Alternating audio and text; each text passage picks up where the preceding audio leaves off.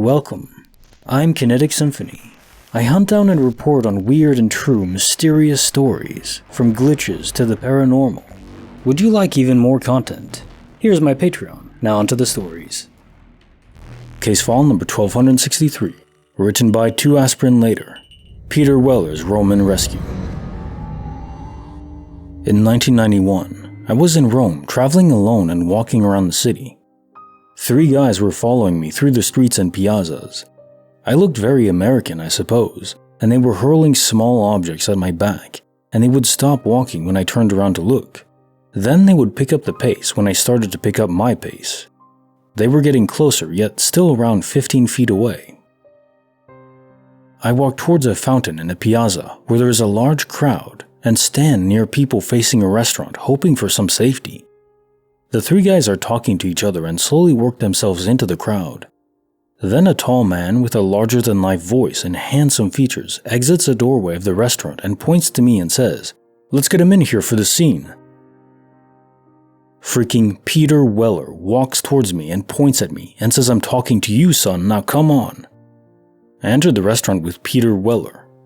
He sits me down across from a young lady, and this Italian young lady and I pretend to drink coffee for almost an hour while they shoot a few scenes. Peter was surprised I was American, and told him that I got lost and needed to get back to my hotel. He arranged for that for me, and never saw those guys following me again. Case notes for file 1263. Peter Weller's Roman Rescue. Peter Weller is a phenomenal actor. Lucky that you got to meet him, even if it was under such bizarre circumstances. I can chalk this up to a very unlikely coincidence, unless a guardian angel force was involved. To be fair, I don't think these 3 guys would have seriously harmed you, perhaps just fueled by an anti-American sentiment, as some people in foreign countries do have. So the guardian angel just intervened to forward you away from them. But again, I don't think anything serious. I don't think they would have killed you or anything like that. But it is obviously unsettling. It's not right. Don't do that to people. Treat people with kindness and it'll be repaid most of the time. And doing that even when you have reason to be angry at someone, that takes a special kind of character. And man, it's powerful. Case notes for file 1264, written by Anonymous.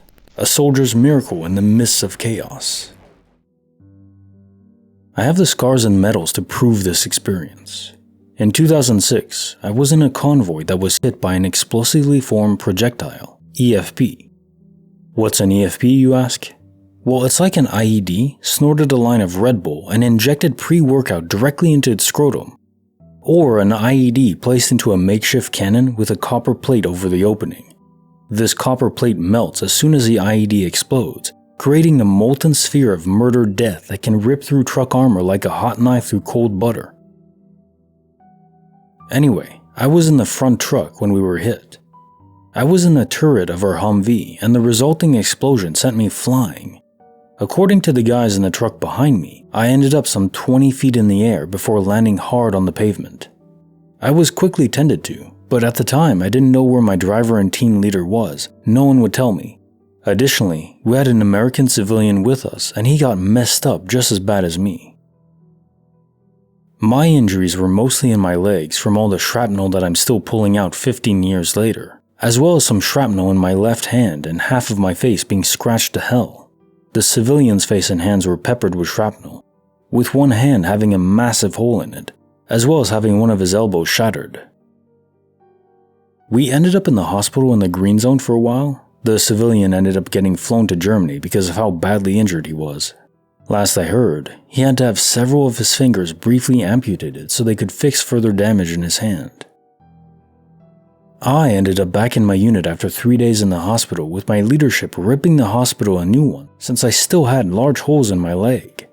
For a month, I walked my happy butt to the medic station to get my wounds treated, which is hilariously how I ended up watching the movie Crank in Russian with my bunkmate Yuri. Around this time, my leg became pretty badly infected. One of the medics even mentioned it looked like gangrene. So, I ended up back at the famous Fort Hood. The doctor I ended up with wanted to amputate on the spot, but me being a stubborn 20-year-old, I didn't want to give up since I was super athletic at the time. The doctor, probably thinking I was low-key pathetic, sent me home with my leg intact. I was back home for 30 days, had my own medical supplies, and I regularly changed my own bandages.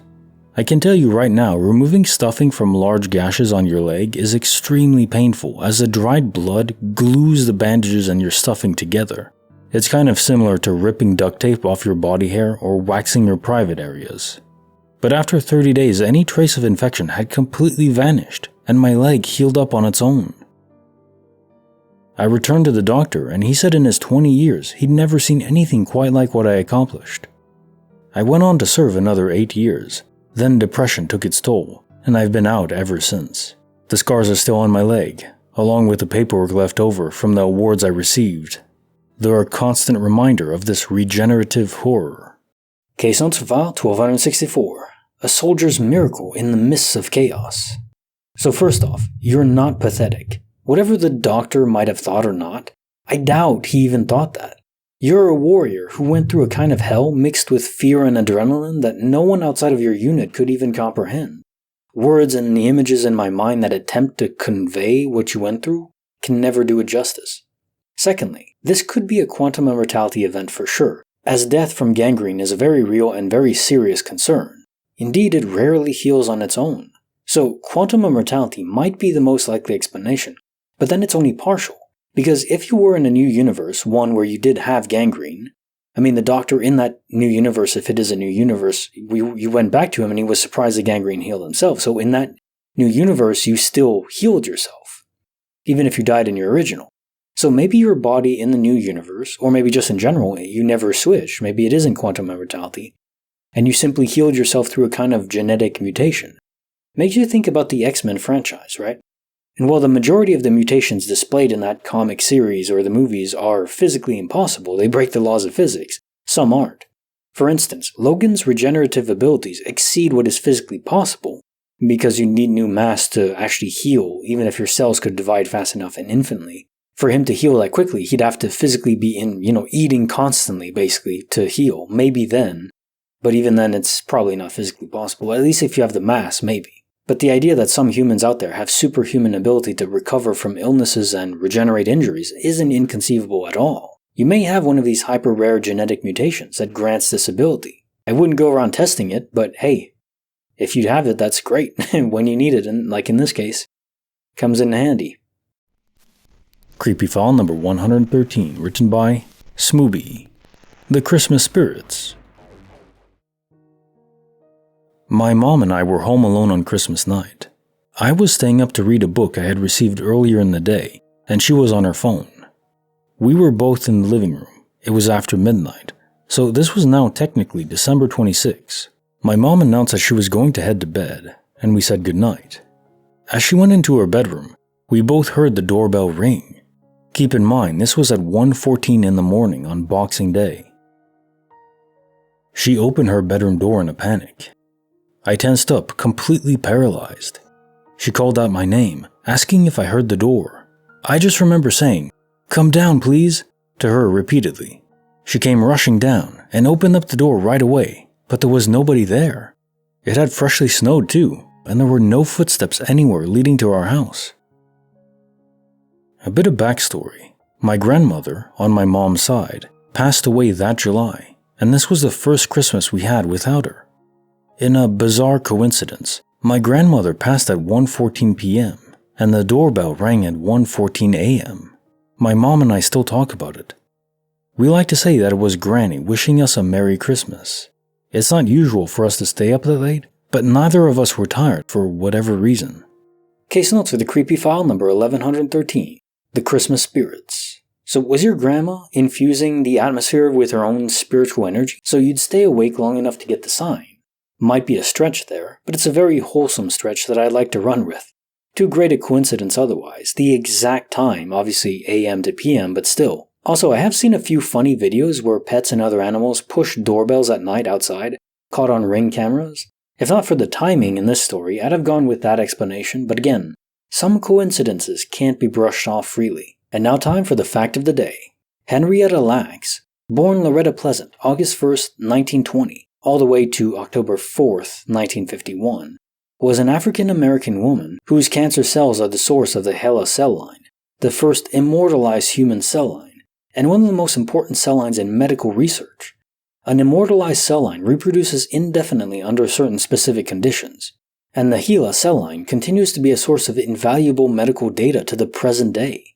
Lax was the unwitting source of these cells from a tumor biopsied during treatment for cervical cancer at Johns Hopkins Hospital in Baltimore, Maryland in 1951.